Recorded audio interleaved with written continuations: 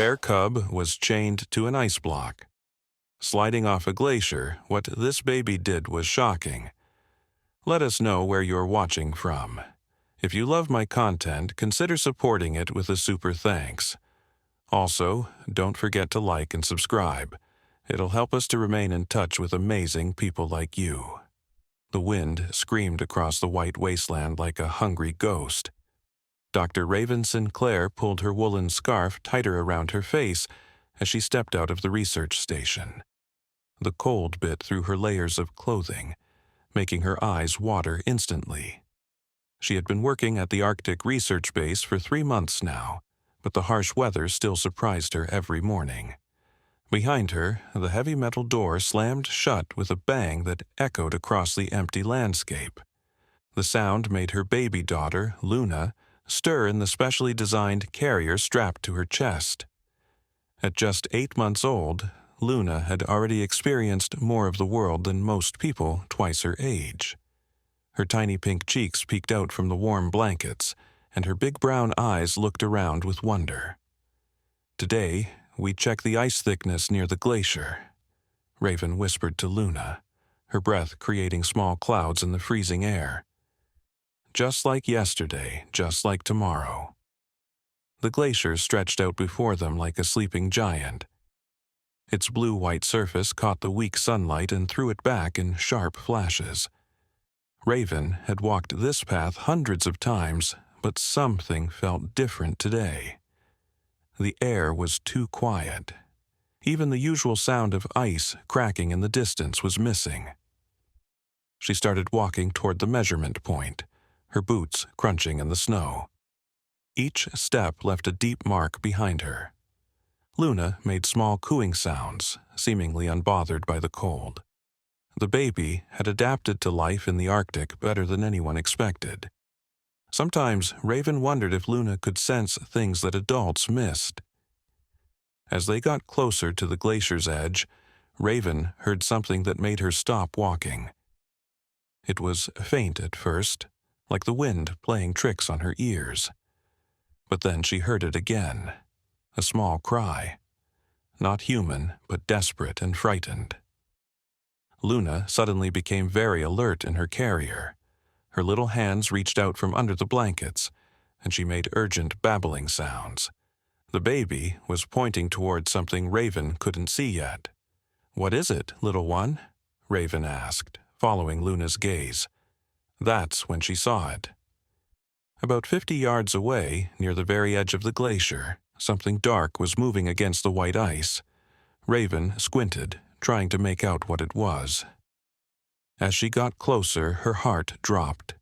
A small bear cub was struggling on a large piece of ice. The ice block was slowly sliding toward the edge of the glacier. But what made Raven's blood run cold was the chain. A thick metal chain was wrapped around the cub's back leg, connecting it to the ice block like an anchor. The cub was maybe 4 months old, with dark brown fur that looked almost black against the ice. It was desperately trying to climb off the ice block, but every movement only made it slide closer to the edge. Its small paws scratched frantically at the slippery surface, and it let out pitiful cries that cut through the Arctic silence. Luna began crying too, as if she understood the terrible situation. Her small body trembled not from cold, but from something deeper. Raven had never seen her daughter react this way to anything. "Oh my God," Raven breathed, pulling out her radio. "Base station, this is Dr. Sinclair. I have an emergency situation at measurement point 7. Static crackled through the radio before a voice responded. "Copy, Dr. Sinclair. What's your situation?" "There's a bear cub chained to ice near the glacier edge. The ice is sliding. I need immediate assistance." More static. "Dr. Sinclair, are you sure about what you're seeing?" "There are no reports of bears in this area." Raven looked again at the struggling cub. The ice block had moved another foot closer to the edge. "I'm absolutely sure. Someone chained this cub here. This isn't natural." "Stand by, Dr. Sinclair. Do not approach. Help is on the way. But Raven knew help would take at least 20 minutes to arrive. The ice block might not last that long. She could see cracks forming underneath it, dark lines spreading like broken glass. The cub's cries were getting weaker and its movements slower. Exhaustion and cold were taking their toll. Luna's crying intensified, and she began reaching toward the cub with both hands. Her little body strained against the carrier, as if she was trying to get out and help. "I know, baby," Raven whispered, her own voice breaking. "I know you want to help." Raven started walking closer, ignoring the radio warnings crackling behind her. She had to do something.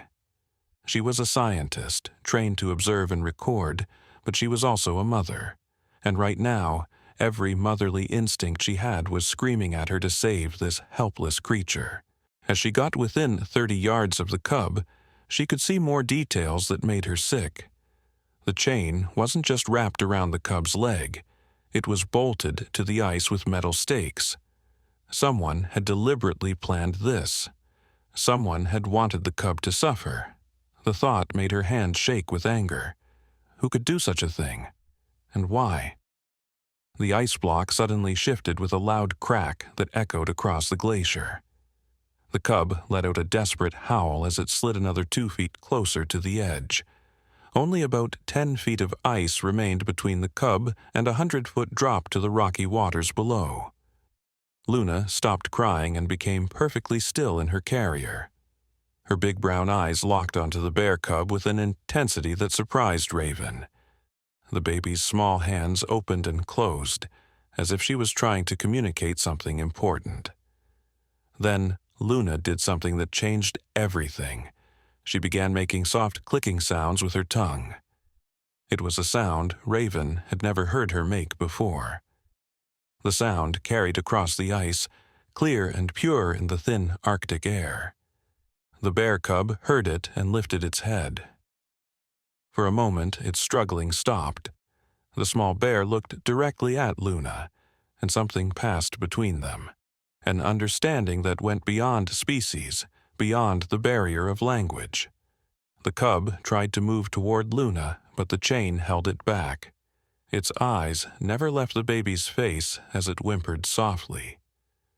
Luna responded with more clicking sounds, and her hands reached out as far as they could from the carrier. Raven realized she was witnessing something extraordinary. Her 8-month-old daughter was communicating with a wild bear cub in a way that seemed impossible. But the evidence was right in front of her. "How are you doing this?" she whispered to Luna. The baby looked up at her mother and smiled. Then she looked back at the cub and made one long, clear, clicking sound. The cub responded immediately, finding strength to struggle against the chain with renewed energy. But the ice was running out of time. Another crack split the block, and this time pieces broke off and tumbled over the edge. The splash they made in the water below seemed to take forever to reach their ears. Luna suddenly became very agitated. She kicked against the carrier and cried out, not in distress but in determination. Her little arms reached toward the cub again and again. Raven made a decision that went against all her training and common sense. She started walking closer to the edge. Each step was carefully placed on solid ice, but she knew the risk was enormous. If the ice beneath her feet cracked, both she and Luna could fall.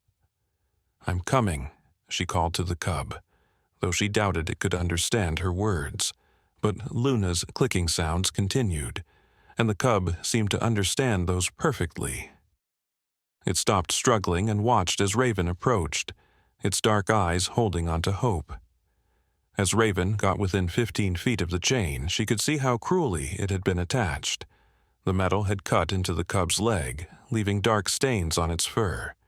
The bolts in the ice were industrial grade, designed to hold under extreme conditions. This had been planned by someone with knowledge and equipment.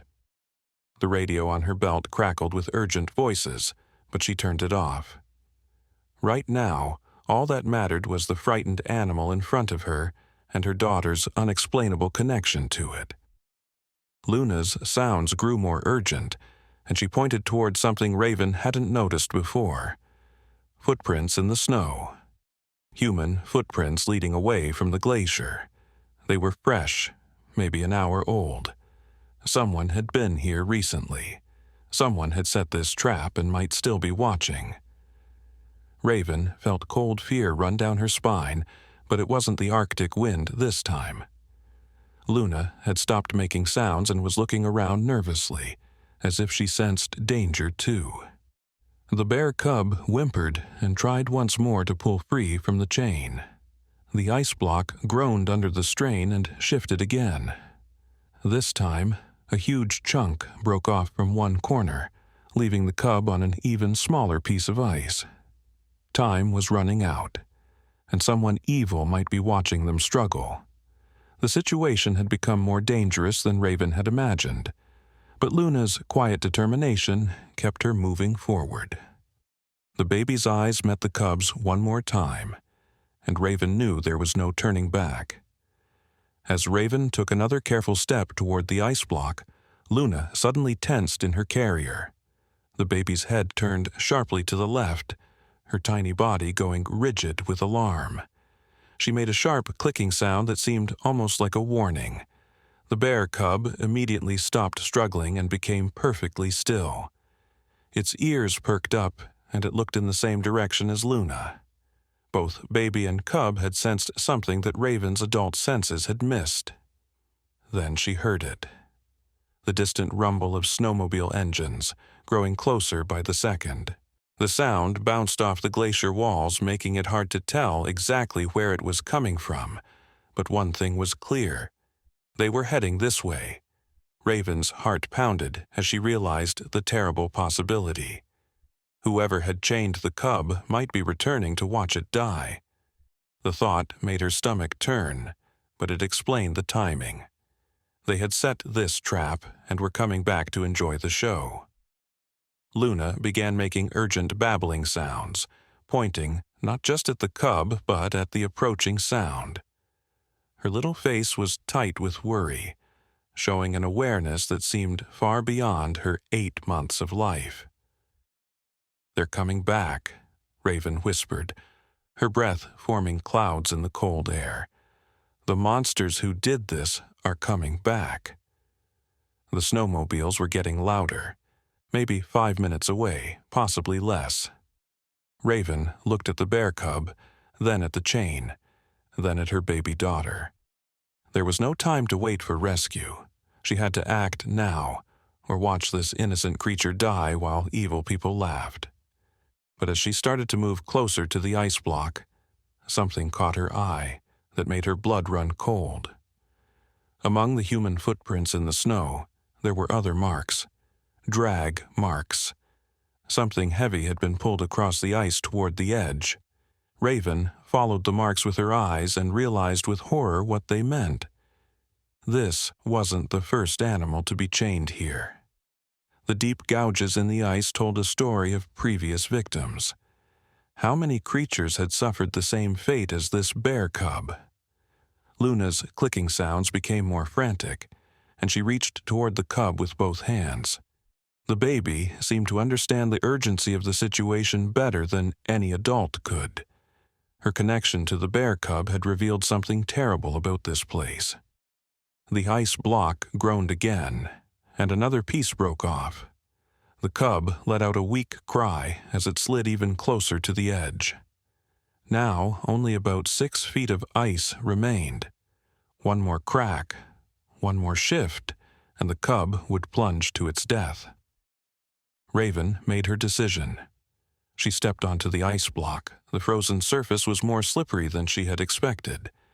Her boots struggled to find grip as she carefully made her way toward the chained cub. Every step sent small vibrations through the ice that seemed to echo in the empty space beneath.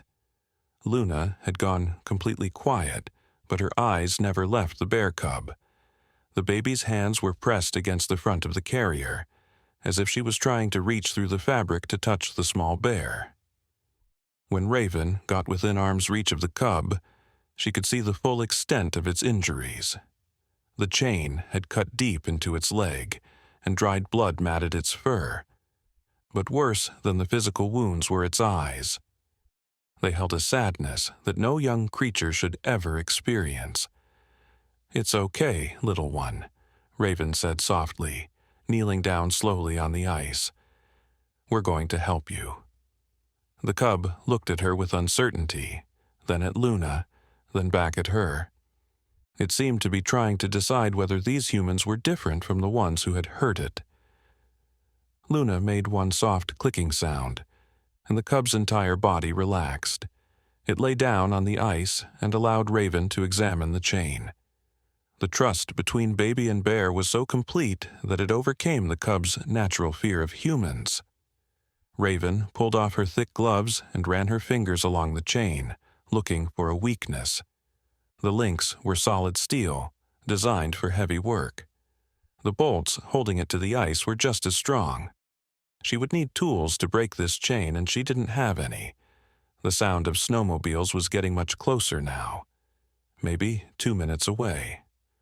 Raven could hear voices carried on the wind, though she couldn't make out the words. They sounded excited, eager. The thought of what kind of people would be excited about this scene made her feel sick. Luna suddenly grabbed Raven's wrist with surprising strength for such a small baby.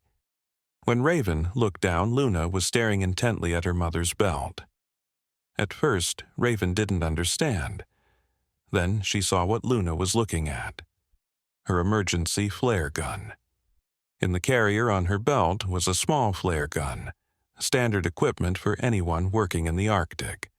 But how could Luna know what it was or what it could do? The clicking sounds Luna had been making weren't random. They were purposeful, intelligent. This baby was trying to solve the problem, trying to save the cub. And somehow she knew the flare gun was the answer. Raven looked at the bolt holding the chain to the ice.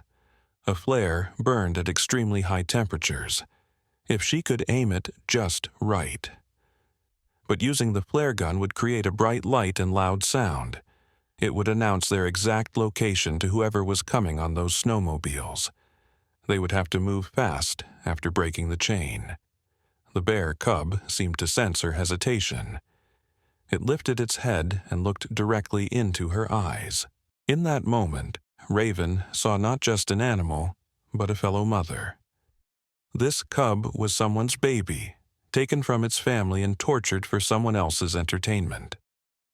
Luna made one more clicking sound, softer this time. It sounded almost like she was saying, "Please." Raven pulled out the flare gun and aimed it at the bolt closest to the cub's leg. Her hands shook slightly from cold and fear, but she forced them steady. One shot. She would have one chance to get this right. The snowmobiles were very close now. She could hear individual voices, harsh laughter. They were climbing the ridge that would bring them into sight of the glacier. Maybe 1 minute left. "Close your eyes, Luna," Raven whispered to her daughter. Then she pulled the trigger. The flare exploded in a brilliant red flash that lit up the entire glacier. The bolt melted instantly under the intense heat, and the chain went slack. The bear cub rolled away from the edge just as another piece of ice broke off and tumbled into the water below. For a moment, everything was silent except for the echo of the splash. Then the cub tried to stand, but its injured leg couldn't support its weight. The chain was gone, but the damage had been done. The small bear collapsed back onto the ice, whimpering in pain. Luna started crying, not the angry cry of a frustrated baby, but the heartbroken wail of someone watching suffering they couldn't stop. The sound cut through Raven like a knife. The snowmobiles roared over the ridge at that exact moment. 3 machines, each carrying 2 people. Even from a distance, Raven could see their dark winter clothing and the equipment strapped to their vehicles. These weren't researchers or park rangers. These were people who belonged to the shadows. One of them pointed toward the bright glow of the burning flare and shouted to the others. They gunned their engines and started racing toward the glacier, kicking up clouds of snow behind them. Raven scooped up the injured bear cub, trying to be gentle with its wounded leg. The small animal was heavier than it looked, and its wet fur soaked through her gloves almost immediately, but when she held it close to Luna, something amazing happened. The cub stopped whimpering and nuzzled against the baby. Luna reached out and gently touched its head, making soft shushing sounds. The bond between them was so strong that it seemed to ease the cub's pain, but they were still trapped on a glacier with nowhere to run, and 6 dangerous people were racing toward them. Raven looked around desperately for an escape route. The research station was too far, and she couldn't outrun snowmobiles while carrying both a baby and an injured bear cub. Then Luna did something that made Raven's jaw drop. The baby looked directly at the approaching snowmobiles and made a series of loud, sharp clicking sounds. Different from before. Angrier. The bear cub's head shot up, and it made a sound Raven had never heard from such a young animal. It was almost like a howl, but deeper, carrying something that made the hair on the back of her neck stand up. The sound echoed across the glacier and beyond, rolling over the ice like thunder. And in the distance, from somewhere beyond the ridge, another sound answered back, then another, and another. The clicking and howling had awakened something in the Arctic wilderness. Something that had been waiting for exactly this call. The people on the snowmobiles heard it too. Their engines slowed as they realized that the quiet Arctic morning had suddenly become very, very dangerous. They were no longer the hunters in this situation. Luna looked up at her mother and smiled, as if she had just solved the most difficult puzzle in the world. The bear cub pressed closer to both of them, its small body trembling not with fear anymore, but with anticipation. In the distance, dark shapes were moving across the snow, moving fast, moving toward them. The lead snowmobile came to a sudden stop as the driver saw the approaching shapes. Even from this distance, Raven could see him pull out binoculars and scan the horizon. When he lowered them, he was shouting frantically to the others. "Bears!" His voice carried across the ice. "Multiple bears, coming from the North Ridge." The snowmobiles spread out in formation, and Raven realized these people were prepared for this possibility. They pulled weapons from their vehicles, not just hunting rifles, but larger guns that gleamed with professional modification. These weren't amateur animal abusers. They were something much worse. Luna had gone very quiet in her carrier, but her small hands never stopped gently stroking the bear cub's fur. The injured animal had calmed completely in her presence, as if the baby's touch had some healing power that Raven couldn't understand. The cub lifted its head and made another sound. Not the desperate cry from before, but something that sounded almost like communication, like it was sending a message to the approaching bears. From across the glacier came an answering call, deep, powerful, and filled with rage. Then another voice joined it, and another.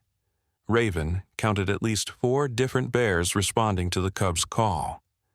The sound sent chills through her body that had nothing to do with the Arctic cold. "How is this possible?" she whispered to Luna. "How did you know they would come?" The baby looked up at her mother with those wise brown eyes and made one soft clicking sound. Then she pointed toward the approaching dark shapes with one tiny finger, as if to say, "Look and see." What Raven saw through the swirling snow made her question everything she thought she knew about Arctic wildlife. The bears weren't just running randomly toward the sound. They were moving in a coordinated pattern, flanking the snowmobiles from multiple directions. This was strategy. This was intelligence. The largest bear, leading the group, was massive even by polar bear standards. Its fur was pure white except for one large patch of gray across its face, a battle scar from some ancient fight. As it got closer, Raven could see its eyes. They weren't the black dots you typically saw on polar bears. They were deep brown, exactly like Luna's. "The mother," Raven breathed, understanding flooding through her. "That's the cub's mother, and she's brought the whole family." The people on the snowmobiles were clearly experienced in dealing with bears, but they had expected to face one angry mother, not an entire clan. Their leader was shouting orders, trying to position his team for the fight of their lives. But something was wrong with their weapons. One of the men was frantically working on his rifle, cursing as it failed to fire. Another was having similar problems. Their equipment was failing them at the worst possible moment. Luna made a series of quick clicking sounds, and the bear cub responded by nuzzling deeper into her arms. Whatever communication was happening between them, it was affecting far more than just the animals. The electromagnetic pulse from the flare had done more than just melt the chain bolt. The intense heat and energy had somehow interfered with the electronic systems in the hunters' weapons. Their high-tech equipment was useless. "Impossible," Raven muttered. But the evidence was right in front of her. Her scientific mind struggled to accept what she was seeing, but Luna just smiled as if this was exactly what she had planned. The mother bear reached the edge of the glacier and reared up on her hind legs. Standing at full height, she was nearly 9 feet tall and well over 800 pounds. Her roar shook icicles loose from the surrounding ice formations and echoed across the entire landscape. The other bears, 3 more adults and 2 adolescents, spread out around the trapped humans. They moved with patience, like they had done this before. Like they knew exactly how to hunt humans who had hunted their young. One of the men on the snowmobiles panicked and tried to run.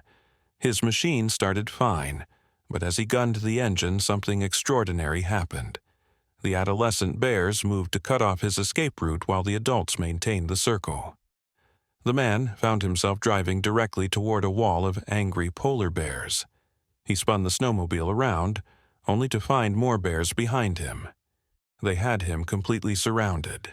The other hunters were in the same situation.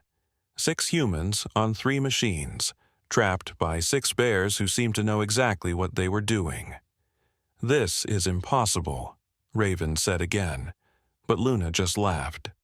A pure, happy baby laugh that somehow made the entire terrifying situation feel like justice being served.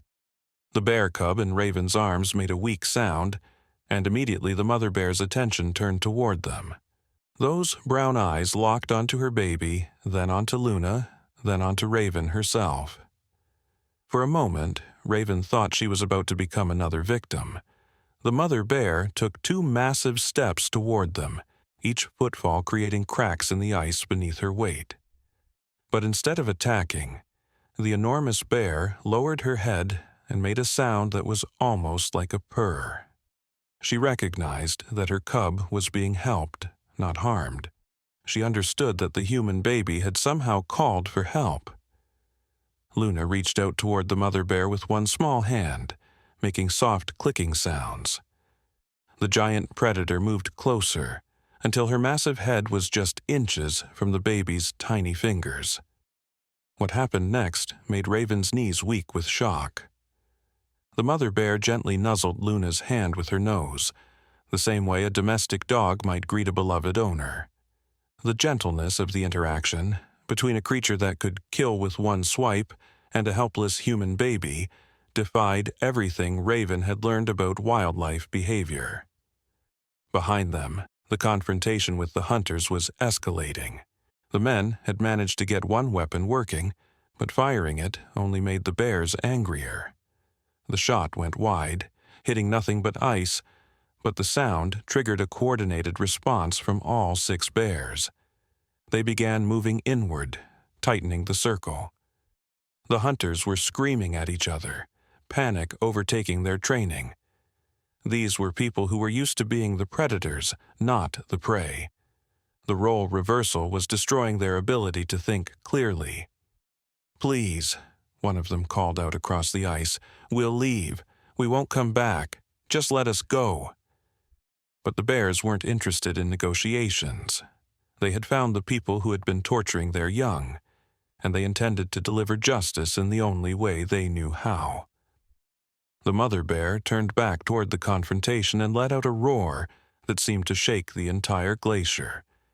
It was a sound of pure fury, of a mother's rage at those who had harmed her child.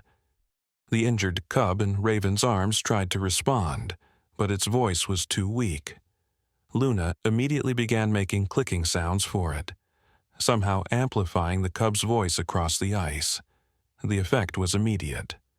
The other bears stopped their advance and listened. The cub was telling them something, and through Luna's strange gift, they were understanding every word. After a moment of silence, the mother bear made a different sound. Not a roar this time, but something more like a command. The other bears began backing away from the trapped hunters, giving them space. "What's happening?" Raven asked Luna, though she knew the baby couldn't answer in words. But Luna didn't need words. She pointed toward the snowmobiles, then toward the trail leading away from the glacier. The bears were going to let the hunters leave, but they were going to make sure they never came back. The lead hunter, realizing he had been given a reprieve, slowly started his snowmobile. The engine coughed and sputtered, but eventually caught. He began moving slowly toward the trail, watching the bears carefully for any sign of attack. The bears let him pass, but they followed. All 6 of them formed an escort that would follow the hunters all the way out of their territory. The message was clear. Leave and never return, or the next encounter would not end with mercy. As the sound of snowmobiles faded into the distance, followed by the heavy footfalls of pursuing bears, Raven found herself alone on the glacier with Luna and the injured cub. The silence that followed was profound, broken only by the occasional crack of shifting ice and the gentle sound of the cub's breathing. Luna looked up at her mother and made one final clicking sound. This one was different from all the others. It sounded almost like "thank you." The bear cub lifted its head and touched its nose to Luna's cheek. The gentleness of the gesture brought tears to Raven's eyes. She had witnessed something that challenged everything she thought she knew about the natural world, about communication between species, about the capabilities of her own daughter. But their immediate crisis wasn't over. The cub was still badly injured, and they were still alone on a glacier with no way to get back to the research station quickly enough to save its life. As if reading her thoughts, Luna pointed toward the horizon again. This time, her gesture was more urgent, more excited.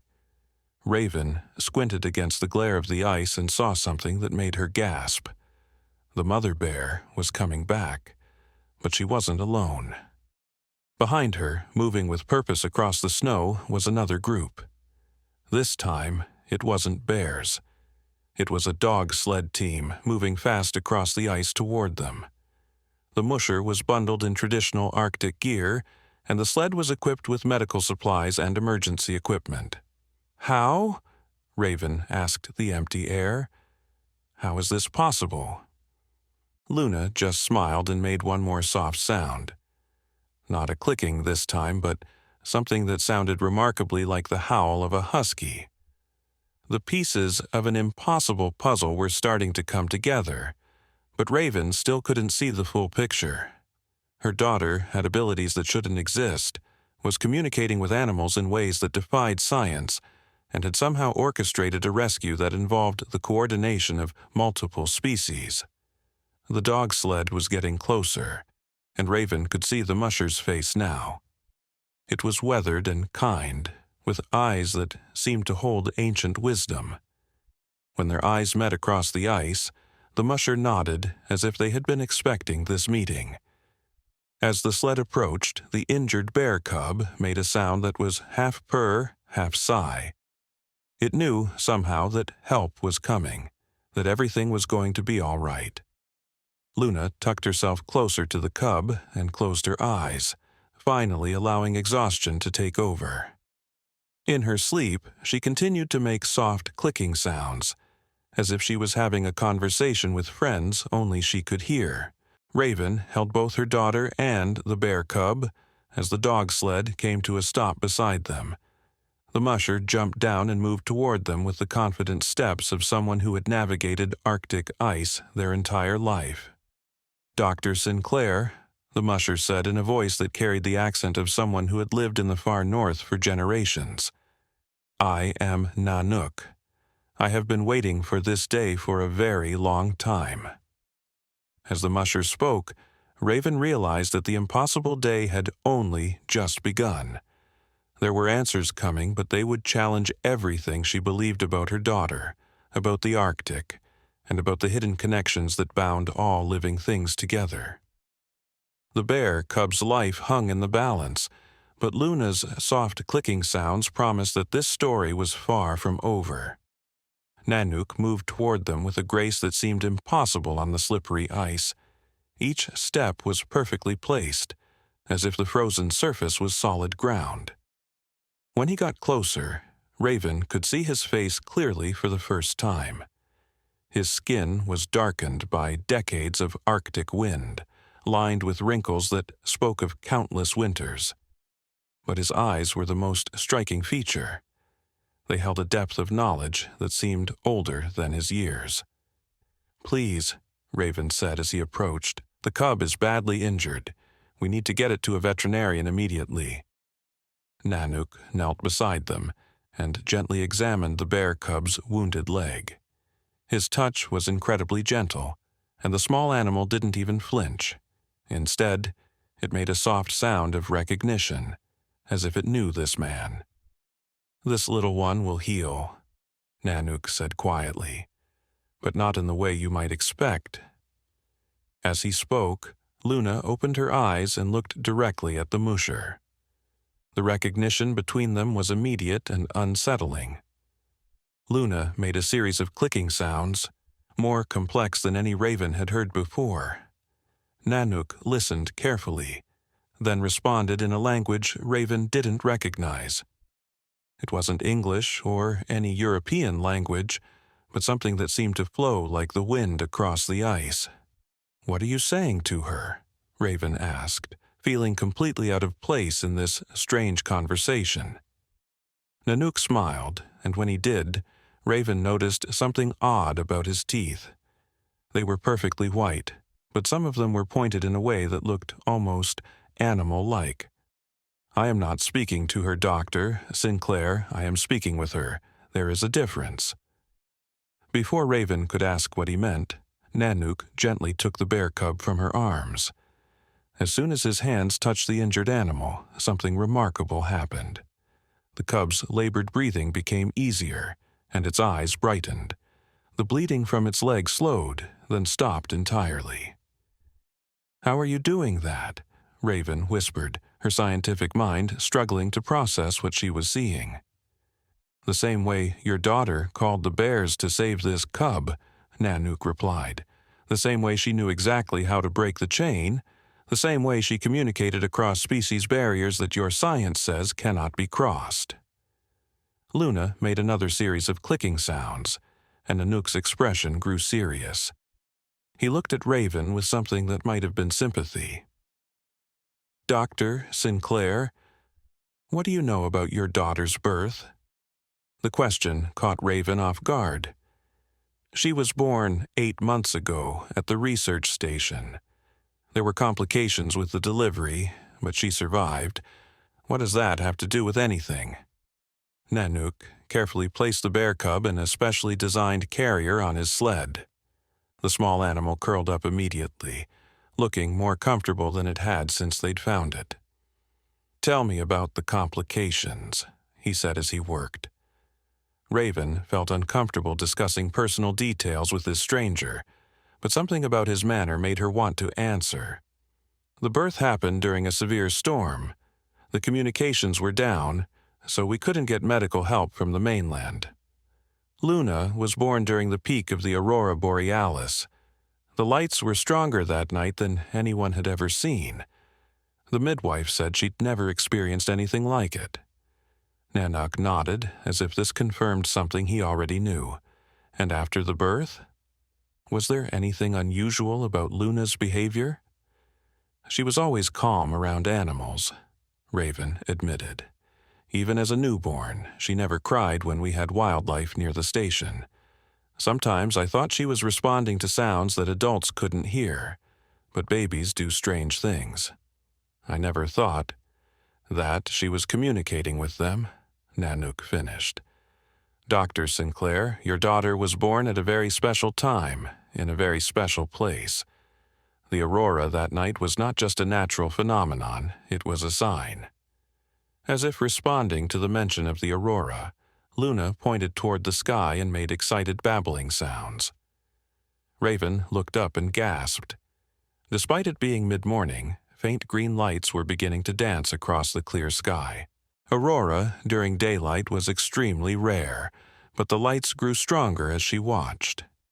"This is impossible," Raven said, but the words felt hollow. She had been saying that a lot today, and the universe seemed determined to prove her wrong. Nanook was preparing his sled for departure, securing the bear cub carefully among thick furs and heated blankets. His dogs, a team of beautiful huskies with unusual markings, stood patiently, but their eyes never left Luna. They watched her with the same intense attention the bear cub had shown. "Dr. Sinclair, I need to ask you to make a choice," Nanook said, his voice serious. "You can return to your research station, file a report about finding an injured bear cub, and pretend that today was just an unusual day in the Arctic. Or you can come with me and learn the truth about your daughter's gift." "Gift?" Raven felt protective anger rising. "Are you suggesting there's something wrong with Luna?" "She's just a baby." "There's nothing wrong with her," Nanook said firmly. "She is exactly what she was meant to be. But those men you encountered today are not the only ones who know about children like Luna. There are others, and they are far more dangerous." As if to emphasize his point, one of the huskies suddenly raised its head and growled toward the south. The other dogs immediately focused in the same direction, their hackles rising. Even the bear cub lifted its head from the sled, alert and nervous. Luna made a sharp clicking sound, and all the animals immediately turned to look at her. She pointed in the same direction the dogs had been looking and made another sound, this one urgent and alarmed. Nanook grabbed a pair of binoculars from his sled and scanned the horizon. When he lowered them, his face was grim. "Helicopters," he said. "2 of them flying low. They'll be here in 10 minutes. "Maybe it's the rescue team from the research station," Raven said hopefully. Nanook shook his head. "Your rescue team would come by ground vehicle or dog sled. Helicopters cost too much to operate in this terrain unless the cargo is very valuable. Dr. Sinclair, those men you encountered today work for people who collect unusual children. They don't give up easily." The reality of the situation hit Raven like a physical blow. The hunters hadn't just been torturing animals for sport. They had been testing something, looking for something, and they had found it in Luna. "We have to go," she said, her mother's instincts overriding her scientific skepticism. "We have to go right now." But as she started toward the sled, she realized there was a problem. The ice beneath them was beginning to crack. The stress of the morning's events, combined with the rising temperature from the unusual aurora, was causing the glacier to become unstable. "The ice is breaking up," Nanook observed calmly. "We cannot take the sled across weak ice with this much weight." Luna made a series of urgent clicking sounds, and the bear cub responded from its carrier. Then something extraordinary happened. The injured cub called out across the glacier, and from the direction the mother bear had gone, an answering call came back. She's calling her family back, Raven realized. But why? Her question was answered when the mother bear and her clan came into view, moving rapidly across the ice toward them. But they weren't alone. Behind them, moving with the same coordinated purpose, came other animals. Arctic foxes, seals that had hauled themselves up from breathing holes, even a small pod of narwhals visible in the dark water where the ice had already broken away. "This is impossible," Raven whispered, but Luna just clapped her hands and laughed with delight. "Dr. Sinclair," Nanook said quietly, "you are about to witness something that your people believed was legend. Your daughter is calling the Great Migration." The approaching animals weren't fleeing the helicopters or acting on random instinct. They were responding to Luna's call, and they were organizing themselves into a living bridge across the weakening ice. The mother bear reached them first and, without hesitation, positioned herself between the sled and the largest crack in the ice. The other bears spread out, creating a pathway of stable ice supported by their massive weight. The seals positioned themselves at the ice edge, ready to help if anyone fell through. The Arctic foxes ran ahead, testing the ice and marking safe paths with their paws. Luna made one long, complex series of sounds that seemed to contain multiple messages. Each species of animal responded differently. The bears began moving in formation, the foxes spread out as scouts, the seals dove and surfaced in a pattern that seemed almost like communication. "How is she doing this?" Raven asked, no longer caring if the answer defied everything she believed about science. "She speaks the old language," Nanook replied, as he quickly harnessed extra dogs to handle the additional weight of passengers. The language that connected all living things before humans forgot how to listen. Your daughter never forgot, because she never learned to stop believing it was possible. The sound of helicopters was getting closer, echoing off the ice walls and creating a disturbing harmony with the natural sounds of the animal migration Luna had called forth. "Dr. Sinclair, you must choose now," Nanook said urgently. "Come with us, and I will teach you and Luna how to hide from those who would use her gift for evil. Stay here and hope your government can protect her from forces they don't understand." Raven looked at her daughter, who was calmly organizing a multi-species rescue operation at 8 months old. She looked at the bear cub, now alert and healing in ways that defied medical science. She looked at the approaching helicopters and knew they represented a danger she couldn't handle alone. "What exactly are you asking me to do?" she asked. "Trust me," Nanook said simply. "Trust Luna, and trust that what you've seen today is only the beginning of her story." The mother bear moved closer to the sled and made a soft sound that seemed directed at Raven personally. Luna immediately began clicking in response, then reached toward her mother. "She's translating," Raven realized with shock. "Luna is translating what the bear is saying to me." Nanook smiled.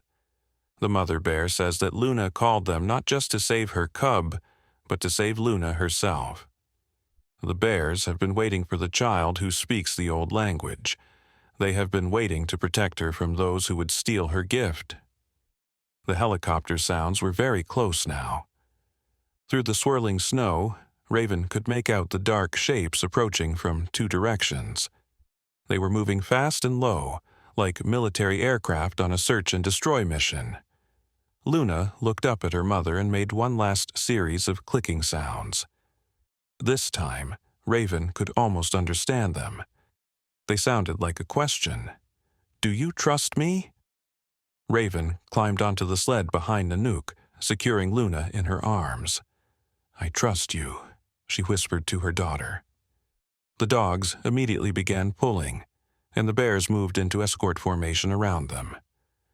As they crossed the weakening ice, supported by a network of animals that seemed to know exactly what they were doing, Raven felt like she was leaving her old life behind forever. The helicopters reached the glacier just as their group disappeared into a maze of ice caves on the far side. From the radio chatter she could hear echoing off the walls.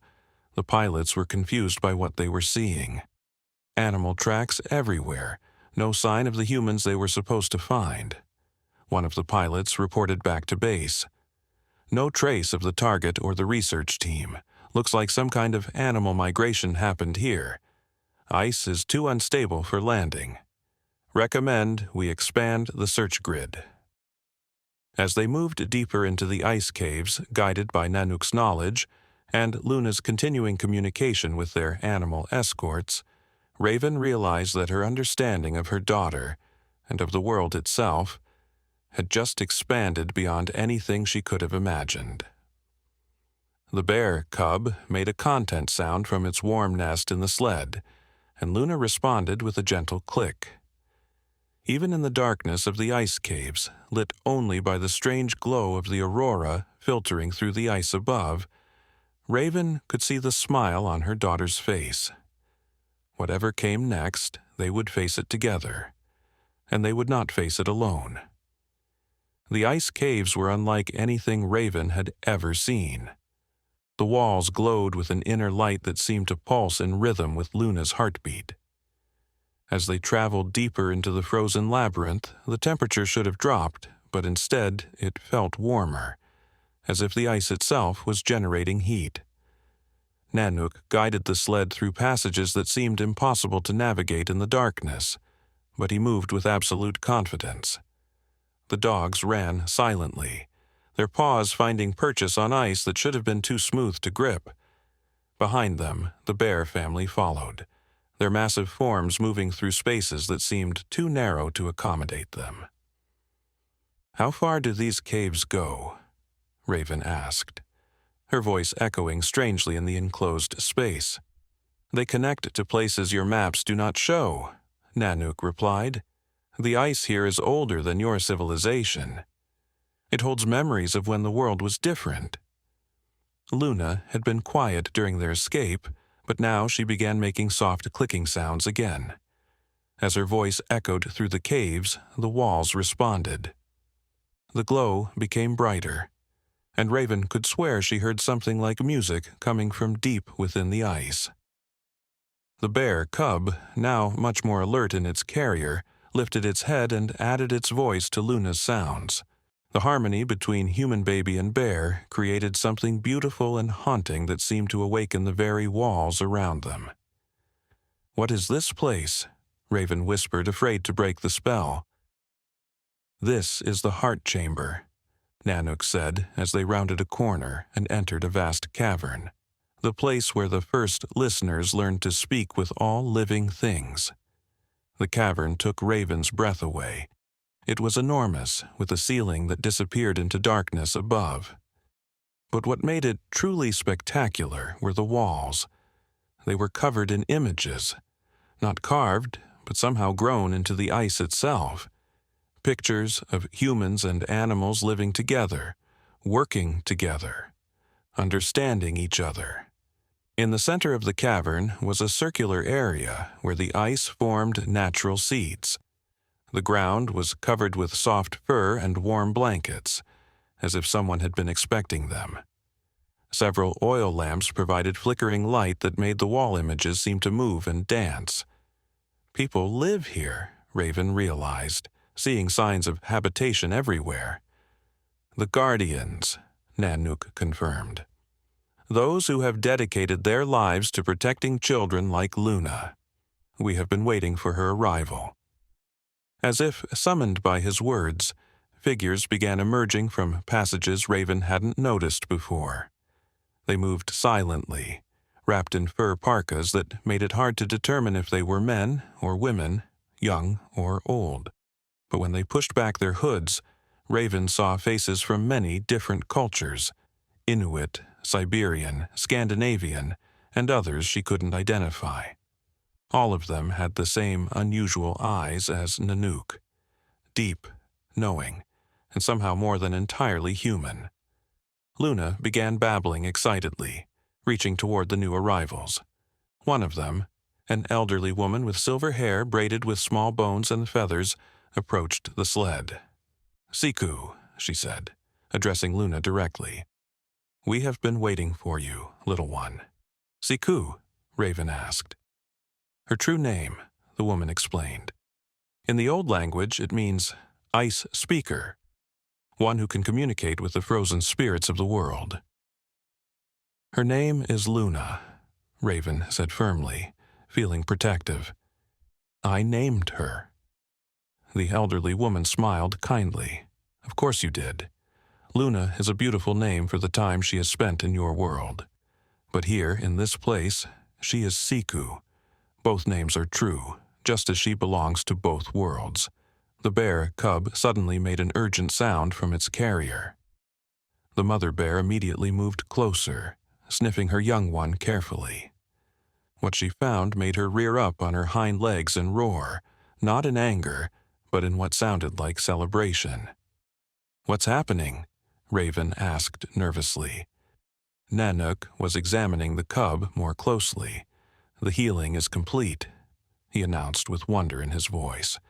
"Not just the physical wounds, but something deeper. This cub was damaged in its spirit as well as its body. The cruelty it experienced had broken its connection to the natural world. But Luna, Siku, has restored that connection." As if to prove his words, the bear cub stood up in its carrier for the first time since they'd found it. Its injured leg held its weight perfectly. More than that, the small animal's eyes were bright with intelligence and joy that hadn't been there before. Luna clapped her hands in delight and made a series of clicking sounds. The cub responded immediately, climbing out of the carrier and walking directly to her. When it reached Luna, something extraordinary happened. The cub began to glow. A soft white light emanated from its fur, growing brighter as it nuzzled against Luna. The baby touched the small bear's head, and the glow spread to her hands, then up her arms, until both child and cub were surrounded by shimmering light. "This is the bonding," the elderly woman said reverently. "When a spirit speaker forms a permanent connection with their first guide animal. It happens only once in a lifetime, and only with very special children." The light grew brighter, and suddenly Raven could hear something impossible. In her mind, clear as spoken words, she heard voices. "Thank you for saving me," came a young, innocent voice that could only be the bear cub. "I'm so happy you're safe," Luna's voice responded, though the baby's lips never moved. "We are connected now, forever.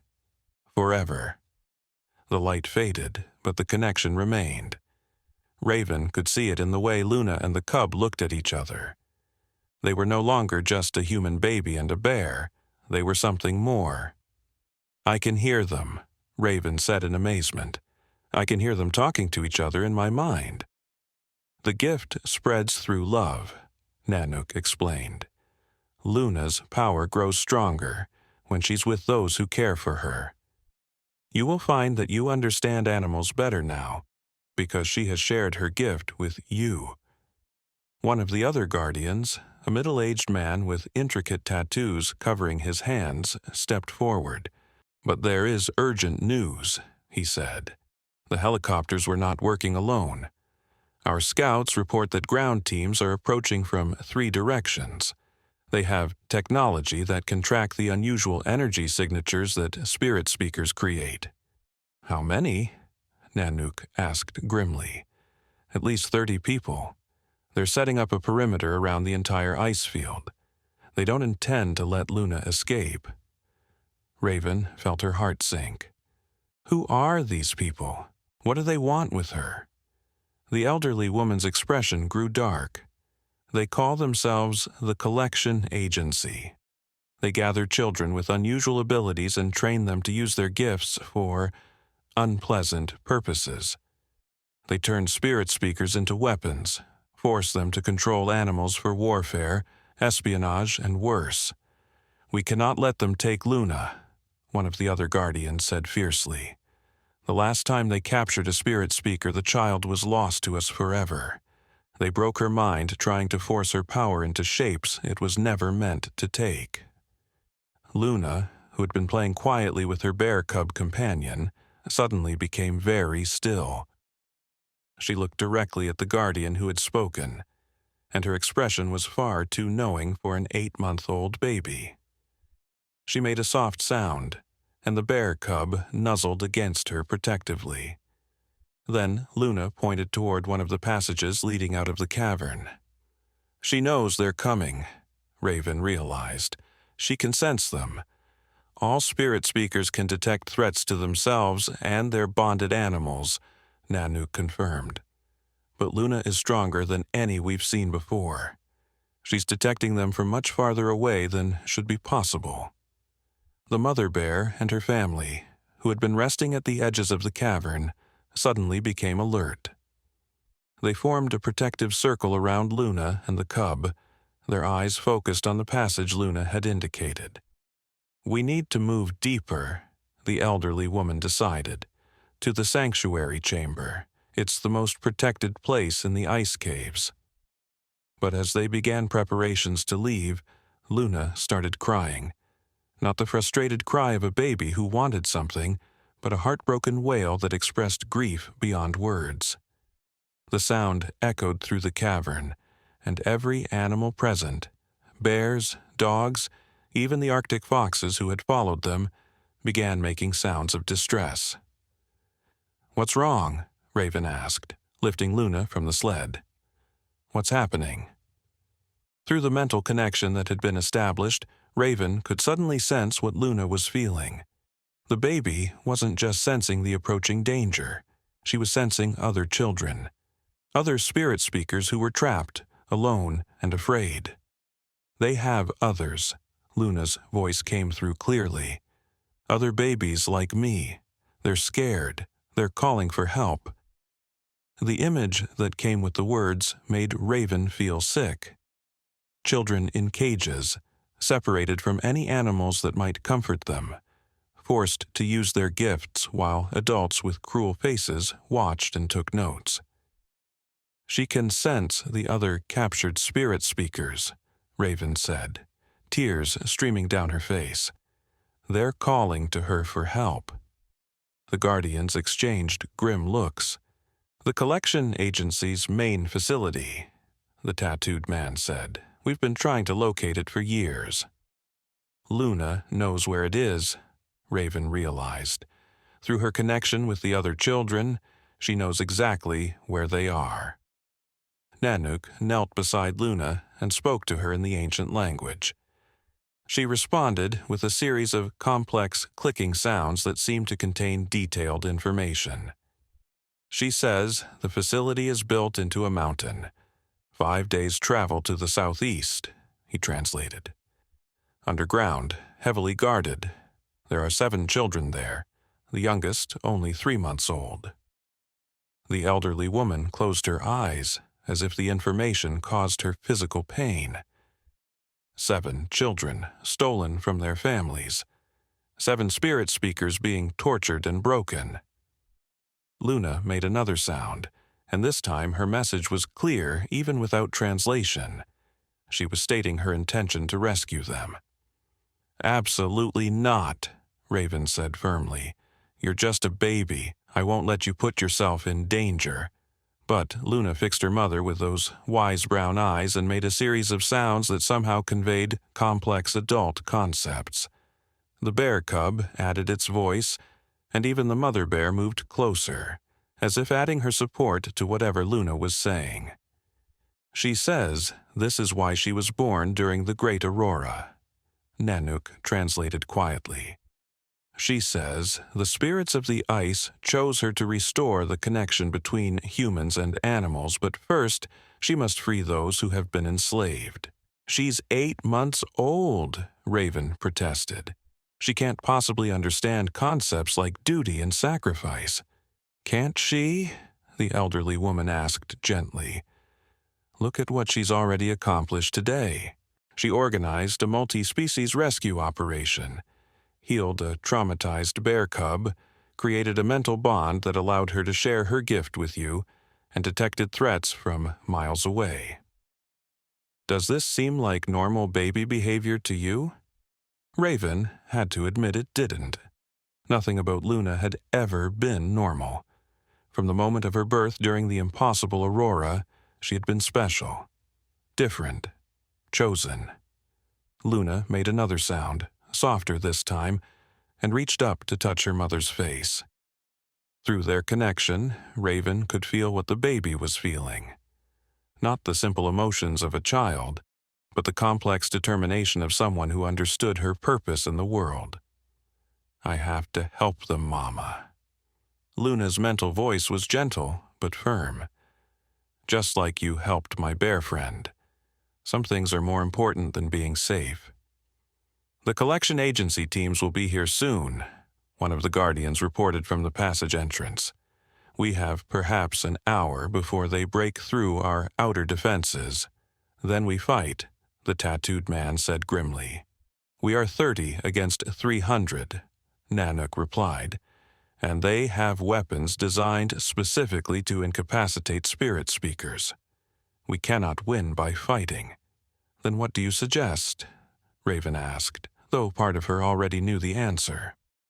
Luna pointed toward a passage at the back of the cavern that led deeper into the ice. She made a long, complex series of sounds that left no doubt about her intentions. She wants us to take her to the captured children, the elderly woman said with admiration. She plans to use the ice caves to reach the collection agency facility without being detected. The passages go that far? Raven asked. Farther, Nanook confirmed, the ice caves connect to an ancient network that spans thousands of miles. But the journey would be dangerous, especially with a baby. More dangerous than letting the collection agency capture her? Raven asked. Luna suddenly sat up straight in her mother's arms and made an urgent sound. The bear cub immediately responded, and then every animal in the cavern began making noise. Not sounds of distress, but calls of determination. She's asking them to come with us, Raven realized. All of them. She's organizing an army. The mother bear stood up and roared her agreement. The other bears joined her. The dogs began howling. Even the Arctic foxes added their voices to the chorus. Through the mental connection, Raven could understand what Luna was telling them. They were going to rescue the captive children together. Every animal that had been called to help today would continue to help until every spirit speaker was free. This is madness, the elderly woman said, but she was smiling as she spoke. A baby organizing a multi-species rescue mission against a militarized organization. It's also the most hope we've had in years, Nanook added. Luna, Siku, is not just any spirit speaker. She may be the one we've been waiting for. The one who can restore the old connections and bring balance back to the world. Luna looked around the cavern at all the faces, human and animal, watching her. She made one final sound, clear and commanding. Every being present responded immediately, moving with purpose toward the back passage. She's telling everyone to get ready for a long journey, Raven translated, still amazed that she could understand. She's promising that no child will suffer alone while she has the power to help. As they prepared to leave the heart chamber, heading deeper into the ancient ice caves toward an uncertain confrontation with evil, Raven realized that her quiet life as a research scientist was over forever. Her daughter was destined for something far greater and more dangerous than any parent could imagine.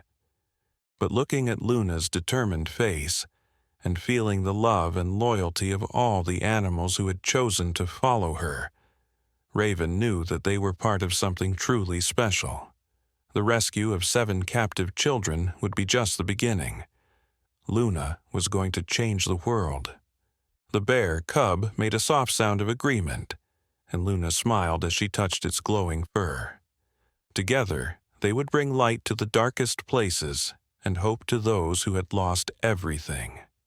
Behind them, the sound of helicopters echoed through the ice caves as the collection agency teams began their assault on the outer chambers. But they would find nothing but empty spaces and confused animal tracks. Their quarry was already miles away, traveling through passages older than human civilization, protected by guardians both human and animal, heading toward a confrontation that would determine the fate of all spirit speakers. The great rescue had begun. The journey through the ancient ice tunnels took 3 days, but they felt like 3 lifetimes. Luna grew stronger with each mile, her connection to the animals deepening until she could coordinate the movements of dozens of creatures across vast distances. The bear cub, now completely healed and glowing with an inner light, never left her side. On the 3rd night, as they camped in a cavern filled with prehistoric ice formations, Luna suddenly sat up in her sleeping furs and pointed toward the ceiling. Above them, the aurora borealis blazed through the translucent ice with an intensity that turned night into day. She began making sounds unlike any she had made before, complex, musical, filled with power that made the very ice around them sing in harmony. The animals all awakened and added their voices. The bears roared, the dogs howled, the foxes yipped, and even tiny Arctic lemmings that had joined their group squeaked in perfect rhythm. "She's calling them," Nanook said with awe in his voice. "She's calling all the spirit speakers." Through their connection, Raven could feel what Luna was doing. She was reaching out across hundreds of miles, finding the 7 captive children and letting them know that help was coming. More than that, she was teaching them something. How to resist, how to break the mental chains their captors had forged. The aurora grew brighter, and suddenly Raven heard them, 7 young voices joining Luna's song from far away.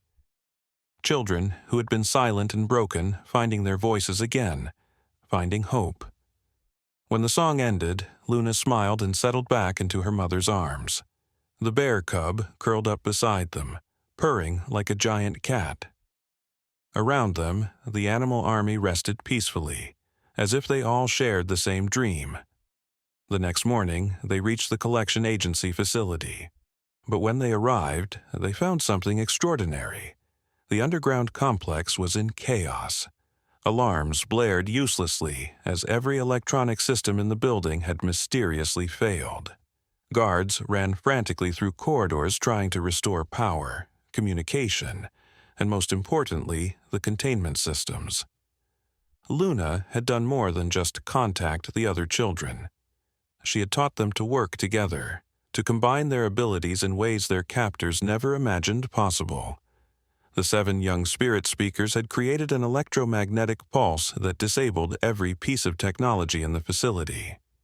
When the rescue team finally entered the building, they found 7 children waiting calmly in the main lobby, each with an animal companion that had somehow appeared during the night. The guards were unconscious, not harmed, but simply asleep, as if the children had gently turned off their minds like light switches.